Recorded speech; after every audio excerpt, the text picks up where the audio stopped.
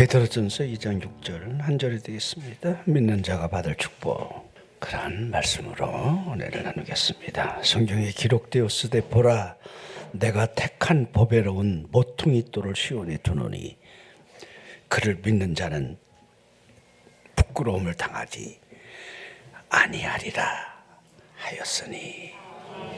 자, 그를 믿는 자라 하는 이 말씀에 여러분이 초점을 맞춰봤으면 좋겠습니다. 믿음이 있다는 거, 그를 믿는다는 거, 우리가 믿는 그 믿음의 기초가 무엇인지를 우리가 아는 것이 얼마나 중요하겠습니까? 그를 믿는 거, 우리는 잘 알고 있습니다. 그가 예수 그리스도라는 사실을. 이것은 여러분들 단순한 가르침이 아닌, 교리 또한 아닌 인격체가 되시는 그를 믿는 것, 이렇게 표현을 하고 있는 거지요. 디모데후서 1장 12절을 보면 이로 말미암아 내가 또 이 고난을 받되 부끄러워하지 아니함은 그 이유를 쭉 설명하고 있는 겁니다. 고난을 받고 또 부끄러워하지 않는 그 이유를 내가 믿는 자를 알고 있다는 겁니다. 그리고 이 확신이 얼마나 중요한 확신을 하고 있습니까? 내가 예수 그리스도를 믿는다라고 하는 이 의미를 여러분 스스로는 어떻게 정의를 하며 나아가고 있느냐는 겁니다. 자, 그 믿는 믿음이 무엇이 되어야 하는지를, 무엇을 우리가 알고 믿어야 하고 있는지를 우리가 먼저 알고 있어야 합니다.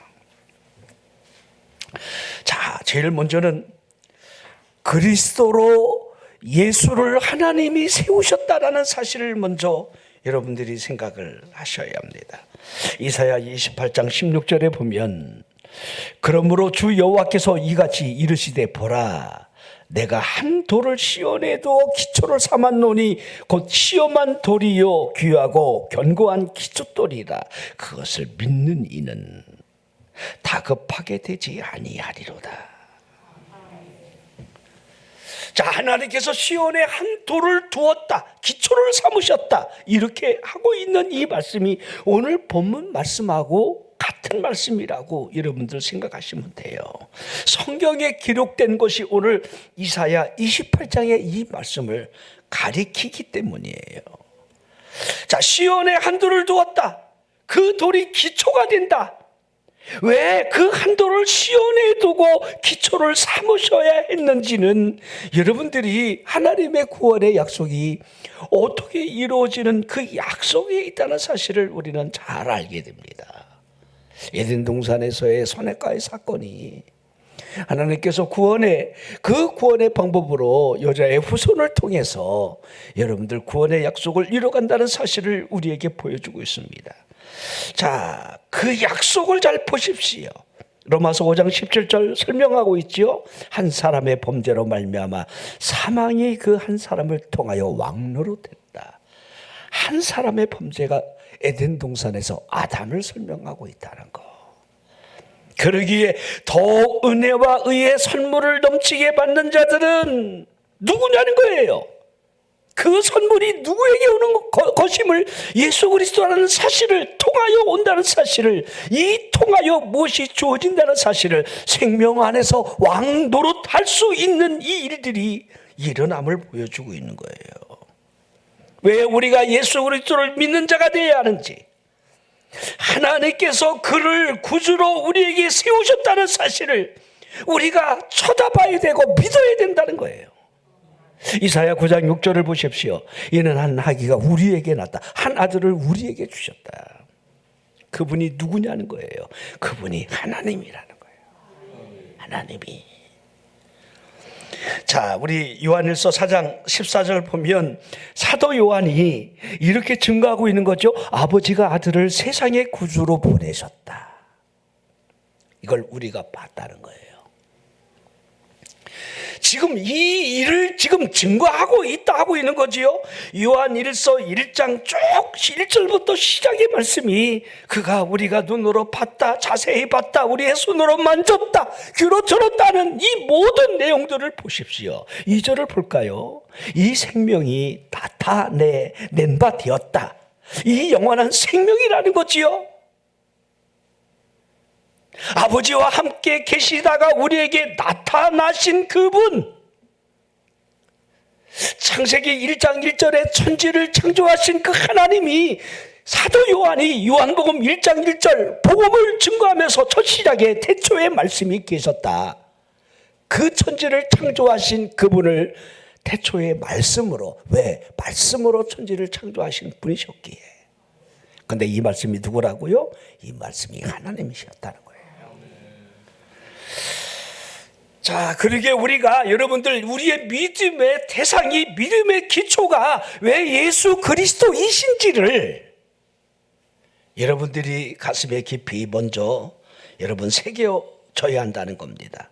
자, 또 하나 그분에게 있는 이 인격을 보십시오.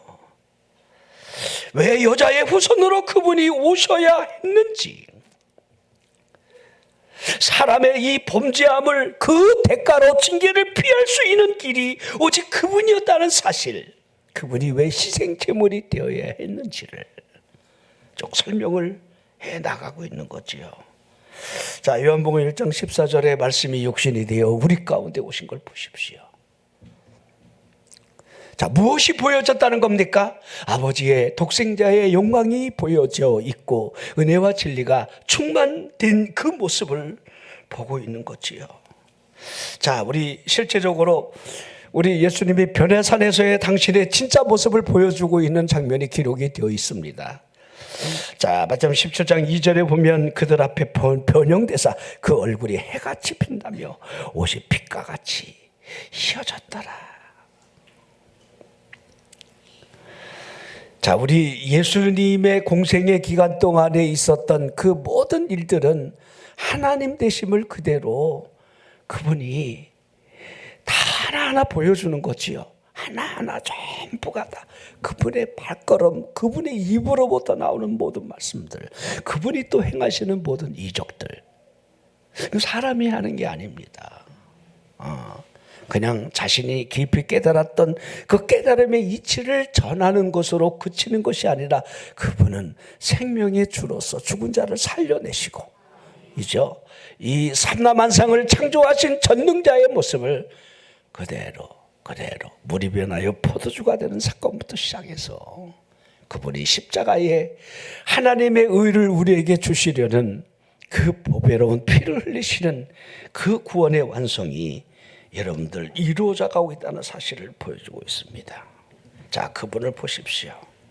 그분에게 죄가 없었다는 사실, 그분 안에 있는 이 온전함을 좀 보라는 겁니다. 요한복음 17장 4절에 보면 17장 4절, 요한복음 17장 4절, 아버지께서 내게 하라고 주신 일을 내가 이루었다, 이렇게 기록이 되어 있습니다. 하나님이 하시는 그 일,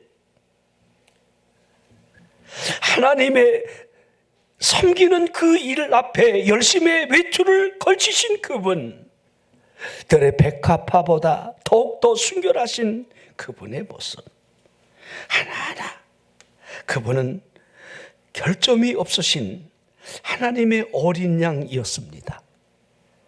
그것도 세상 죄를 지고 가는 하나님의 어린 양. 자, 우리 세례 요한의 사역을 보면 세례 요한이 그리스도의 길을 이미 평탄하기 위한 여러분들 그 선지자의 역할을 6개월 전에, 자, 우리 그의 탄생부터, 탄생의 비하부터 여러분들 하나님의 섭리를 이루어져는 과정들을 쭉 요한복음에 설명을 해나가고 있는 거죠. 요한복음 1장부터 그분의 탄생 과정들 쭉, 그리고 예수 그리스도께서 마리아에게, 여러분들 동정녀 마리아에게 여러분들 잉태하고 탄생하는 그 과정들, 성경이 말씀하고 있는 하나하나의 모든 이 초점을 보면 이 초점이 하나님의 구원과 하나님의 구원 계획과 연관이 되어져 있음을 설명해 나가고 있는 겁니다. 그분을 보라는 거예요. 이사야 45장 2절에 보면 왕은 사람들보다 아름다워. 이 왕을 보십시오. 이 왕이 은혜를 입술에 머금었다. 은혜를 입술에 머금고 있는 그 모습을 그대로 보여주고 있는 거지요. 왜 그분이 저주의 나무에 달리셔야 했는지를 그분의 생애가 하나하나 잘 보여주고 있습니다. 우리 예수님이 기적을 베풀 때마다 아직 때가 아니라고 말씀하시면서 절대 비밀로 하게 하지요. 우리 예수님의 사역을 보면 많은 병자들을 고치는 그 사역 앞에 특별히 이 귀신과의 이 영적인 관계를 설명하는 장면들을 자세히 볼 수가 있어요. 귀신 들린 사람들이, 그러니까 귀신 들린 사람들이 이렇게 한 게 아니에요. 그 안에 귀신이 저쪽으로 지배하고 있는 그 사람들이 예수 그리스도 앞에 엎드려서 소리질러 간구하죠. 당신은 하나님의 아들이십니다. 그렇게 애를 쓰고 기를 쓰는 거죠. 하나님의 아들이 오므로 말미암아 이제 그들의 머리통이 깨진다는 사실을 인식하고 있는 여러분들 사단의 졸개들이 벌벌 떨고 그분 앞에 엎드려서 괴성을 지르는 그 소리들을 여러분들 우린 성경에서 자세히 볼 수가 있습니다. 그 하나하나가 여러분들 증언하고 있는 이 내용들이 하나님의 구원과 관계가 있다는 사실을 보게 됩니다. 갈라디아 3장 13절 보면 그리스도께서 우리를 위하여 저주를 받은 바 되었다. 이 저주를 당한 이유가 율법의 저주에서 우리를 속량하시려는 그 이유가 있는 겁니다. 속량은 에베소서 1장 7절에서 속량 곧 제사함이라 이렇게 기록하고 있습니다. 제사함을 받았으니 속량, 그 아들 예수 그리스도의 피를 통하여 속량, 제사함을 주시려는 이 의도, 그분이 저주를 받는 이유를 그렇게 설명하고 있습니다. 그러기에 기록이 되어 있습니다. 성경에 나무에 달린 자마다 저주 아래에 있는 자라. 이 말씀을 이렇게 설명을 해 나가고 있는 겁니다. 그를 믿는 자, 우리가 그를 믿는데 그분이 어떤 모습으로 우리에게 믿게 하시는 그 과정들을 여러분들이 쳐다보셔야 한다는 거예요. 저주의 나무에 매달리신 십자가 위에서 죽으시는 그분의 모습을 여러분들이 바라봐야 한다는 거예요. 이사야 53장 5절에 그가 찔림은 우리의 허물 때문이요 그가 상함은 우리의 죄악 때문이라. 그가 징계를 받음으로 우리가 평화를 누리고 그가 채찍에 맞음으로 우리가 나음을 받았도다. 그분이 여러분 이 저주의 나무에 매달리시는 이 하나하나의 장면을 이렇게 설명을 하고 있는 거지요. 히브리 10장 12절 보십시오. 오직 그리스도는 죄를 위하여 한 영원한 제사를 드리셨다. 그리고 하나님 우편에 앉으셨다. 이렇게 여러분 증언하고 있는 거예요. 자, 여러분 그 누가 그 삶의 마지막을 정리하면서 죽음 앞에 다 이루었다 이렇게 할 수 있겠습니까? 다 이루었다. 우리 요새 우리 백집사님 아버님 보면서 그렇게 여러분들 내 생애를 내 삶을 다 살고 이게 여러분 자연사 하는 거예요. 80 몇 살이라 그랬죠? 아버지가 88? 그러니까요. 88이면 장수한 거. 옛날 같으면요 엄청나게 장수한 거예요. 요새 100세 사시는 분들이 가끔 계셔갖고 자꾸 100세 이렇게 착각하는데요. 우리 송군사님 아버지 90대가 아니라 90 만 90? 91세. 90 우리나라는 92세. 야, 이거 참. 그래도 좀 허리가 좀 이렇게 안 좋으셔. 허리에다 공구리를 쳤어요. 더 아프지 말고 더 오래 사시라고. 이번에 장례를 치르면서 제가 깜짝 놀란 거는 그 입관하는데 마지막 우리 어머니 돌아가셨을 때는 그 동일한 장례식장에서 어머니를 처음부터 끝까지 입가라는 장면을 다 보여준 거예요.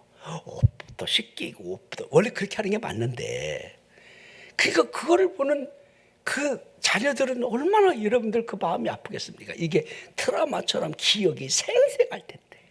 그래서 이번에는 부탁을 했대요. 우리 아버지 옷 다 입혀놓고 이제 입간하자고. 그래갖고 다 옷을 다 입히셔놓고 다 이렇게 머리만 이렇게 얼굴 마지막 볼고 이제 관에 들어가는 입간식을 하는 거니까. 근데 이제 딸들이 또 아들이 딸 셋에 아들 하나가 와서 딸들이 다 그러는 아빠 잘 가. 아빠 참 수고했어. 아빠는 버시는 아빠야. 그게 거짓일까요? 우리 아빠랑 이별하는 마지막에 여러분 립싱크로 여러분들 그렇게 하는 말일까요? 정말 여러분들이 여러분의 아빠를 마지막에 대하면서 아빠 정말 잘 가 이렇게 할 수 있겠어요? 저는 좀 가슴이 먹먹해지더라고요.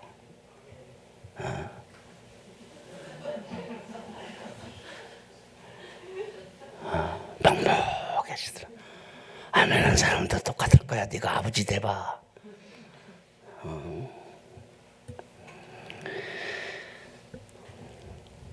우리 예수님이 다 이루었다. 다. 겟세마네 동산에서 그 마지막을 이루기 위해서 피하기 위함이 아닙니다.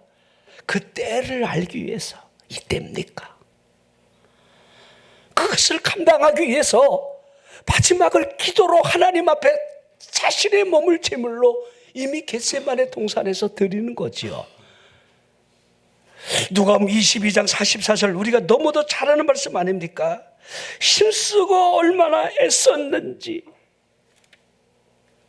얼마나 간절히 기도했는지, 땀이 땅에 떨어지는 핏방울처럼 되었다. 이렇게 한마디로 그분의 기도를 정의를 하고 있습니다. 좀 두 손 들고 이렇게 좀 기도하자는 게 그것이 힘이 듭니까? 좀 흔들면 좀 땀은 나겠는데 우리 예수님의 기도를 보십시오. 얼마나 애쓰고 간절하게 힘을 쏟았으면 땀이 나는 것으로 끝나는 것이 아니라 그 땀이 핏방울이 되어 떨어지는, 이게 여러분 거짓 표현이었겠느냐 이 말입니다. 아닐 겁니다. 그리고 십자가를 기꺼이 치시면서 마지막 그분의 입술로부터 다 이루었다. 무엇을 다 이뤘다는 말입니까? 구원의 사역을, 아버지의 뜻을, 저주의 나무에 매달리신다라고 하는 예언의 성취를 다 이루었다. 히브리 7장 25절을 보십시오. 그러므로 자기를 힘입어 하나님께 나아가는 자들을 온전히 구원하실 수 있다. 누구를 구원하는 겁니까? 자기를 힘입는 자. 그러기에 오늘 우리가 읽은 그대로 성경에 기록되었으되 보라 내가 택한 보배는 모퉁이 돌을 시온에 두었다. 그를 믿는 자. 그를 믿는 자를 이렇게 설명하고 있는 거지요. 자, 부끄러움을 당하지 아니할 것이라. 기초석 위에 돌을 올려놓는다는 이 의미를 어떻게 생각하시지요? 믿는다는 의미를 좀 이렇게 표현하고 있습니다. 여러분, 이 돌을 다듬는 사람이 돌을 쌓으려 할 때에 기초석 위에다가 여러분들 뭔가를 쌓아 올릴 텐데, 여러분 우리의 믿음이 예수 그리스도라고 하는 이 기초석 위에다가 여러분 세워져야 함을 보여주고 있는 거예요. 기초석에 돌이 여러분 받쳐지듯이 우리가 여러분 지탱하고 의지할 수 있는 이 믿음은 예수 그리스도 그분 한 분 외에는 없다는 사실을 말씀하고 있는 거예요. 그러게 믿음은요 기대는 것이다 이렇게 표현하고 있어요. 그분에게 기대는 거예요. 믿음은 맡기는 거잖아요. 맡기는 거. 자, 우리가 잘 아는 대로 너희 염려를 다 주께 맡기라. 베드로서 5장 7절. 알기는 잘합니다. 근데 우리가 여러분 정말 맡기느냐? 온전하게 다 맡기느냐? 너희 염려를 다 주께 맡기라. 그분이 우리를 돌보신다 약속했다. 이 말씀 하나를 우리가 얼마나 여러분들 의지하고 있습니까? 그분의 기초석 위에다가 우리의 믿음을 세워놓고 그분을 의지할 때에 있게 될 그 모든 은혜들. 베드로전서 2장 4절, 오늘 본문 전절절인데요. 사람에게는 버린 바가 되었으나 하나님께는 택하심을 입은 보배로운 산돌이신 예수께 나아가라. 산돌이라. 그러기에 여러분들 결론적으로 그를 믿는 자만이 부끄러움을 당하지 아니할 것이다. 자, 부끄러움을 당하지 않는다는 이 말을 여러분들이 어떤 의미로 해석했으면 좋겠습니까? 저는 구원하고 여러분들 연결이 되었다고 저는 확신하고 있습니다. 구원받은 심판대 앞에 섰을 때에 그를 힘입어 담대히 하나님 앞에 나아갈 수 있는 그분이 우리의 중보자가 된다는 것. 그분이. 자, 우리 소돔성에서 여러분 구원받는 이 조카 롯의 모습을 보면 잘 알 수가 있습니다. 하나님이 지금 소돔 섬을 심판하러 두 천사를 보내면서 아브라함을 잠시 거치게 되는데 그의 대접을 받은 천사가 자신의 그 목적을 토로하게 될 때에 소돔성을 위해서 의인 10가지 딜을 하는 이 장면은 분명히 그곳에 있는 조카 롯을 구원하려는 아브라함의 중보기도였지요. 자, 의인열이 없습니다. 이제 하나님의 심판은 소돔에 거주하는 조카 롯이라고 예가 되지 않습니다. 그런데 성경이 이렇게 말하고 있는 거예요. 아브라함을 생각하사. 하나님이 아브라함을 생각했다. 여러분, 우리가 믿는 이 믿음이 우리를 구원한다는 사실을 여러분들이 한번 조금이라도 이해를 해보십시오. 우리가 구원받을 만한 의가 있을까? 구원받을 만한 자격이 있을까? 하나님의 심판대 앞에 서서 쫙 갈라지는 일이 천국을 가든 지옥에 가든 영벌을 얻든 영생을 얻든 분명히 심판대 앞에 서서 갈라지는데 내가 하나님의 심판대 앞에서 우리가 반드시 우리를 보면 유죄입니다. 유죄. 그렇죠? 최소한 1년 6개월은 먹어야 돼. 어? 집행유예가 아니야. 우리 유죄가 맞아요. 여러분이 지금까지 살아온 모든 이 죄들을 여러분들 우리 예수님이 기준에서 본다라고 한다면 우리는 진짜 헐입니다. 여러분, 수도 없는 사람들을 많이 죽인 살인자들이에요. 남편들 다 죽였어. 수도 없이 죽였어. 자식도 죽이고 다 죽였어. 성경이 그랬잖아요. 이죠? 비유하는 자마다. 비유하는 자가 살인자라 그랬잖아요. 음력을 품는 자가 간음자라고 그랬잖아요. 이죠? 우리가 육체적인 어떤 그 행위의 결과물로 드러나는 증거가 여러분 죄라 보지 아니하고 여러분 우리 예수님께서 말씀하시고 있는 진정한 그분의 심판의 의가 여러분 우리 마음속에 있다는 사실을 그렇게 성경에 그러잖아요. 너희 마음을 달라는 거예요. 하나님이 제사를 기뻐하지 않는다라고 하시는 그 이유를 보십시오.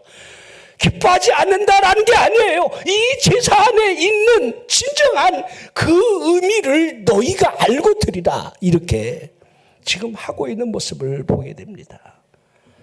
우리 가인과 그의 제물은 하나님이 받지 않았다. 그의 삶을 통해서 하나님이 그를 이미 역겨워하셨다는 거예요. 역겨워. 우리가 그렇게 하나님 앞에 나간다, 예배한다라고 하는 이 일들이 무엇을 의미하는지를 우리가 믿는 이 믿음이 어떠한 효험이 있다는 사실을 여러분이 알고 믿는다라고 한다면 그를 믿는 자는 부끄러움을 당하지 아니하리라. 그러므로 누구든지 그리스도 예수 안에 있는 자에게는 결코 정죄함이 없나니. 자, 로마서 8장 1절부터 여러분 그러므로 지금까지 7장까지 있었던 모든 일들의 결론을 지금 시작하는 것이 8장 1절인데 그러므로예요.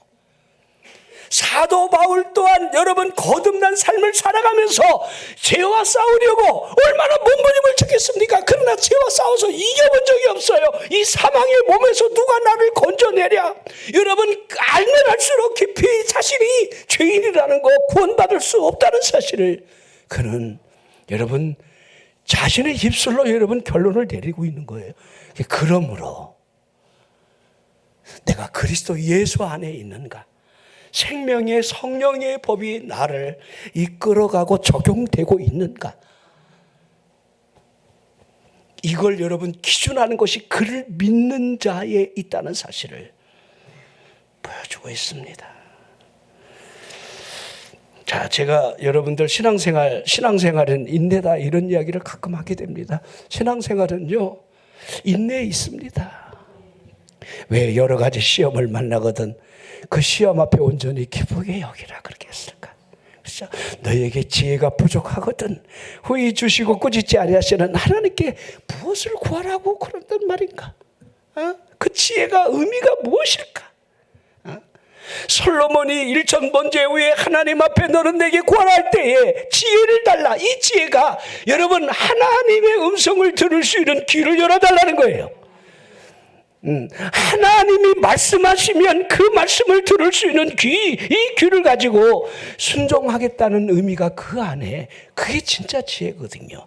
이런 지혜를 구하라.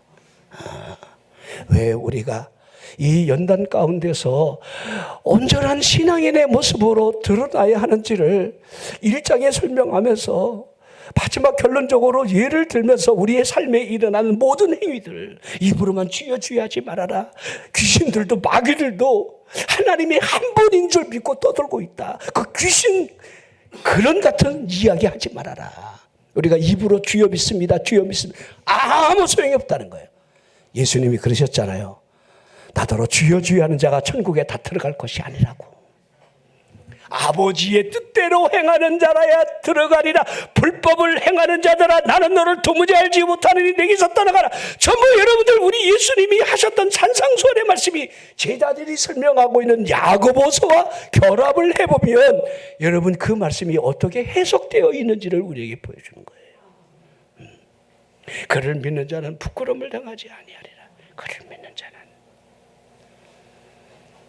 우리가 진정으로 그를 믿는다라고 하는 이 믿음이 있다라고 한다면 신앙의 홀리니스, 온전함을 이루기 위해서 우리가 어떻게 신앙의 인내를 이루어야 하는지.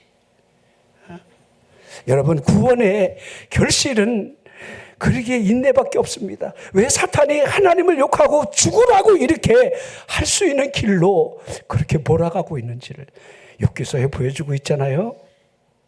여러분 또한 하나님을 욕하고 믿음을 저버리게 하고 하나님의 일에서 멀어지게 하고 구원과 여러분 관계를 끊게 하려고 하는 이 사탄의 계략이 지금 계속해서 이어질 수가 있어요. 계속해서 사탄이 무슨 방법이 됐든 어떤 방법, 욕과 같은 일이 없었으면 좋겠고요. 이건 우리가 여러분 사람이 견딜 수 있는 일들이 시험이 아니에요. 저는 그렇게 봅니다. 근데 욥이 어떻게 했느냐? 욥의 결말을 보지 않았느냐? 여러분 힘들어도 하나님을 예배하고 하나님 앞에 나가 기도하고 또 거기다가 플러스로 하나님 앞에 오히려 감사하면서 그렇게 하기는 참 어려울 것 같아요. 그러나 성경이 그렇게 우리에게 제시하고 있다는 거. 엘리야가 우리와 똑같은 육신을 입은 사람의 모습을 하고 있지만 그의 기도를 보라는 거. 그가 기도할 때 하늘문이 열리고 그가 기도하니 다시 하늘문이 닫혔다는 거. 이게 뭘 우리에게 의미하고 있습니까? 우리 믿음 생활에서 무엇이 우선순위에 있는가를, 그를 믿는 자는 당황하지 않게 되고 부끄러움을 당하지 않는다. 여러분이 그를 믿음으로 말미암아 그 믿음 안에 있게 될 하나님의 능력이 우리의 삶에 간섭하고 있다는 사실을 늘 여러분들이 체험을 하라는 거예요. 우리가 지금 구체적으로 여러분 복음이 여러분 기복신앙 안으로 여러분들 엮여지면 여러분 우리 신앙이 전부가 다 무너지기 시작하는 거예요. 물론 듣기는 좋죠. 예수 믿고 복 받으세요. 예수 믿고 건강하세요. 기적을 체험하세요. 물론 이런 쪽으로 성경을 보게 만들면 그런 쪽이 왜 안 일어나겠습니까? 그러나 오늘 이 말씀을 통해서 그를 믿는 자는 부끄러움을 당하지 아니하리라. 또 이 말씀을 이렇게 해석하잖아요. 결코 당황하지 않게 하리라. 여러분, 이 믿음이 우리 한 주간 살아가면서 이 믿음이 우리를 어떻게 이끌어가는지 십자가를 바라보고 하나님의 그 큰 사랑을 바라보고 하나님의 그 큰 섭리를 내다보면서 우리 예수님의 제자들 전부 보세요. 사도 바울을 보십시오. 그들이 예수를 믿는다라는 것 때문에 그 복음을 위해서 그들이 일평생 살아가는 것을 우리 기준으로 말하면 이게 복이겠습니까? 그들이 무슨 대접이나 제대로 받았겠습니까? 복음 때문에 매맞고 복음 때문에 그의 목이 달아나는 그 복음 하나, 이 땅이 아니라 저 하늘을 내다보고 영원한 곳이 있음을 내다보는 사람만이 할 수 있는 그 발걸음, 우리가 그 발걸음을 하라는 거예요. 이 땅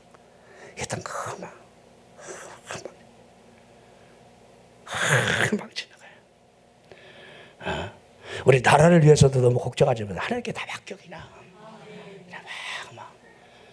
다 맡겨요. 그거 생각하면요, 애들이 어때요? 나는 이게 우리 애들도 다 견디고 다 살아, 또 시험 받으면서 또 연단 받으면서 구원받을 사람들은 또 구원 받아요. 우리가 정말 영혼 구원을 위해서 그를 믿는 자는 부끄러움을 당하지 아니라 시온의 산들을 두어 그를 반석으로 만들어 그를 믿게 하는 하나님의 구원의 계획이 우리 안에서 계속해서. 나는 우리 성함교회 성도들 한 사람도 지옥에 떨어지지 않기를 기도하고 있습니다. 한 사람이라도, 정말 단 한 영혼이라도 지옥에 떨어지지 아니하고 그를 믿는 자는 부끄러움을 당하지 아니하리라. 이 은혜가 있기를 주의 이름으로 축원합니다.